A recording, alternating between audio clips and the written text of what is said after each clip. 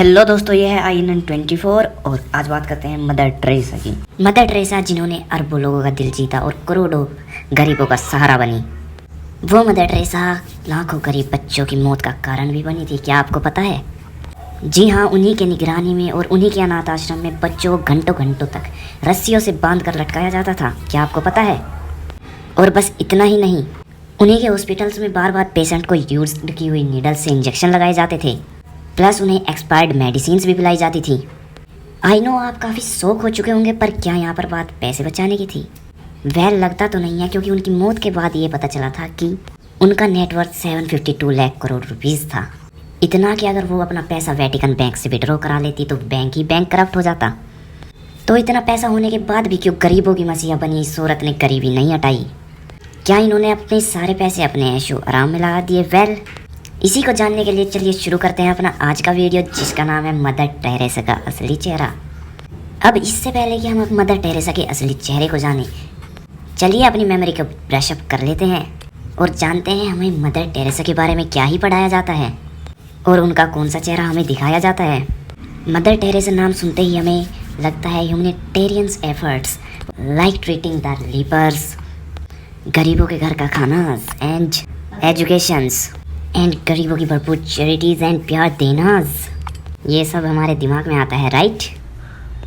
आएगा भी क्यों नहीं। उन्हीं के ये ऐसे नेक कामों की वजह से उन्हें 1979 में नोबेल पीस प्राइज़ जो मिला था, जो उन्हें इंडिया के कैलकट्टा में दिया गया था। हालांकि हम मदर टेरेसा की अगर ओरिजिन देखें तो वो यूरोप के बैल्कन रीजन में एल्केनिया कंट्री से आई थी, जहां वो 19 साल की उम्र तक रही थी और 1929 में इंडिया आ पधारी। और 2 साल बाद में यानी कि 1931 में वो कलकत्ता के एक चर्च में कलकत्ता के सेंट मैरीज हाई स्कूल में टीचर बन गई। उसी स्कूल में पढ़ाते वक्त उनको इंडिया की गरीबी और यहाँ के लोगों की सफरिंग्स दिखी। इसी चीज़ को देखकर वो इतनी भावुक हो गई थी कि उन्होंने चेंज लाने की ठानी। एंड बस 1950 में उन्होंने खुद का द मिशनरीज ऑफ चैरिटी के नाम से एक ऑर्गेनाइजेशन खोली। इस चैरिटी का एक ही मकसद था, to love and care for those people nobody was prepared to look after.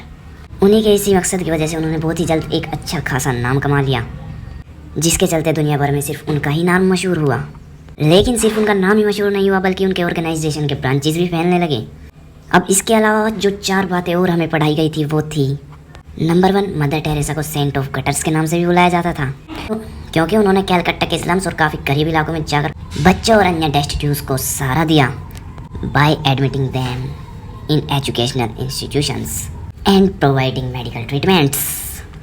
और उन्होंने बीमार हो रहे लोगों और आखिरी सांस ले रहे लोगों के लिए कालीघाट होम भी बनाया था, that they all can die in peace। Number 3, अनाथ बच्चों के लिए बनाया था शिशु भवन, so that they can living in peace। Number 4, उन्होंने पूरी दुनिया का दिल जीता अपने सेल्फलेस, केयरिंग, कंपोजिशन और सिंपल और हमेशा मुस्कुराते रहने वाले स्वभाव से। और हमने भी मदर टेरेसा को उनके इस स्वभाव से उन्हें याद रखा है और उन्हीं के गरीबी के सहारा बनने वाली कहानियाँ इतिहास में सुनी हैं, राइट? बट क्या ये इतिहास पूरी तरह से सही था? क्या यही था उसका असली चेहरा? क्योंकि जैसा मैं शुरुआत में बताया, शायद उनका असली चेहरा कुछ और था। तो अब सवाल ये उठता है कि आखिर क्या था उनका असली चेहरा और किसने किया ये पर्दाफाश और कैसे आया ये सामने? वेल, उनके असली चेहरे का पर्दाफाश उन्हीं के घर वालों ने, मतलब कि चैरिटी ऑफ मिशनरी के लोगों ने ही किया, जिन्होंने साफ साफ ये कहा कि मदर टेरेसा सिर्फ दुनिया को दिखाने के लिए गरीबों की मदद कर रही थी, पर असल में वो उनकी कोई मदद नहीं करती थी। इनफैक्ट वो तो सैकड़ों गरीबों की मौत की वजह बनी। जी हाँ, और इसी स्टेटमेंट के आई विटनेस है मदर टेरेसा की चैरिटी के एक डॉक्टर आरूप चैटर्जी, जो इंडियन होते हुए भी इंडिया में नहीं रहते थे। पर आरूप वे यूके में अपनी मेडिकल स्टडीज़ पूरी करने जाते उससे पहले उन्होंने इंडिया के कैलकट्टा में लोगों की सहायता करने का सोचा, यानी कि उनकी मेडिकल ट्रीटमेंट करने का सोचा, और आ गए इंडिया। फिर जब वो सड़कों पर गिरे हुए गरीबों और वृद्ध की मेडिकल सहायता कर रहे थे, या कहीं तो ट्रीटमेंट कर रहे थे, उन्होंने बताया कि उस वक्त उन्होंने मिशनरीज ऑफ चैरिटी की एक भी सिस्टर या नन को वहाँ पर नहीं देखा, जिसके बाद उन्हें डाउट गया और उन्होंने इस ऑर्गेनाइजेशन को इन्वेस्टिगेट करना चालू कर दिया। एंड इसके बाद उन्होंने जो देखा, उसे देखने के बाद उन पे वहाँ एक दिन और भी नहीं रुका गया और अगली ही सुबह अपना बोरिया बिस्तर समेट कर यूके के लिए निकल गए। लेकिन जब वो यूके पहुंचे तो उन्होंने देखा कि वहाँ पर लोग मदर टेरेसा को बहुत मानते थे। इनफैक्ट उनके गरीबी को लेकर प्यार के चर्चे हर जगह हो रहे थे। तो लोगों तक सच्चाई पहुंचाने के लिए और उनकी आँख पे से झूठ की पट्टी हटाने के लिए उन्होंने कलकत्ता में जो भी देखा वो सब कुछ ब्रिटिश टेलीविज़न 4 न्यूज़ के जर्नलिस्ट क्रिस्टोफर हिचिन्स को बता दिया। क्रिस्टोफर वही शख्स है जिसने डॉक्टर अरोप के बताए मदर टेरेसा के काले कारनामों पर एक डॉक्यूमेंट्री बनाई हेल्स एंजल के नाम से। इतना ही नहीं, उन्हें आज तक मदर टेरेसा का सबसे बड़ा क्रिटिक माना जाता है। उस डॉक्यूमेंट्री के रिलीज़ होने के बाद कई सारे लोगों को मदर टेरेसा को देखने का नज़रिया ही बदल गया, क्योंकि उस डॉक्यूमेंट्री में लिखा था कि मिशनरीज़ में बहुत से टॉर्चर्स और इंटॉलरेबल चीज़ें हो रही थी जो लोगों के आंखों के सामने तो नहीं आ रही थी, बट ये सब चीज़ें मदर टेरेसा की ही निगरानी में हो रहा था। यहाँ सबसे बड़ा शौक जो लोगों को लगा था कि उन्हीं के हॉस्पिटल्स में एक ही नीडल को बार बार यूज़ किया जा रहा था to treat all the patients. ये शॉकिंग इसलिए था क्योंकि उसी हॉस्पिटल्स में बहुत सारे पेशेंट्स को तो HIV एड्स था, over having already improved immune systems.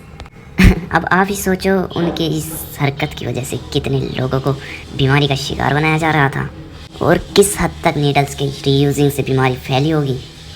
और दुख की बात तो ये थी कि उन बीमारियों को ट्रीट किया ही नहीं जा रहा था, क्योंकि हॉस्पिटल्स और नर्सिस की कभी कोई मेडिकल ट्रेनिंग हुई ही नहीं थी, ना ही उन डॉक्टरों के पास कोई क्वालिफिकेशन थी। और जब इन चीज़ों के बारे में एक और शख्स को पता चला तो वो डॉक्टर का भेस लेकर उसी मिशनरी में जा पहुँचे और पता चला कि न्यूज़ वॉज राइट। उनका कोई बैकग्राउंड या क्वालिफिकेशन चेक नहीं हुआ था और उन्होंने मदर टेरेसा के सामने हो रहे इस नेग्लिजेंस का तो पर्दाफाश किया ही, बट साथ ही में मदर टेरेसा की निगरानी में हो रहे चाइल्ड अब्यूज़ के बारे में भी उन्हें पता चला। जी हाँ, वहाँ पर चाइल्ड अब्यूज़ भी हो रहा था।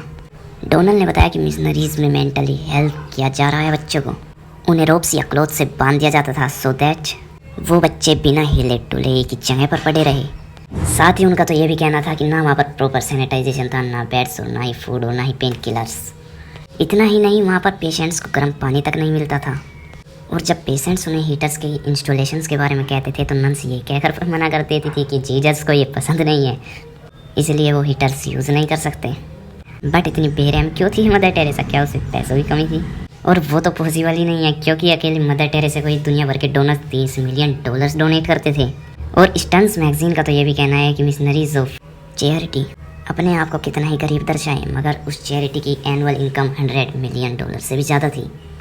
है ना चौंकाने वाली बात? बट इससे भी बड़ी एक शॉकिंग बात है कि मदर टेरेसा को इन जेन्युइन इन्वेस्टर्स के अलावा क्रिमिनल्स और फ्रॉड्स के द्वारा भी फंडिंग आती थी। Yes, criminals and frauds.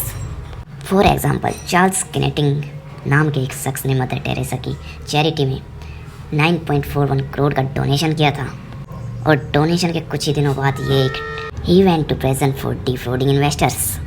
जहाँ शॉकिंग बात तो यह है कि इस बात का पता चलने के बाद भी वो पैसे मदर टेरेसा ने इन्वेस्टर्स को वापस नहीं लौटाए।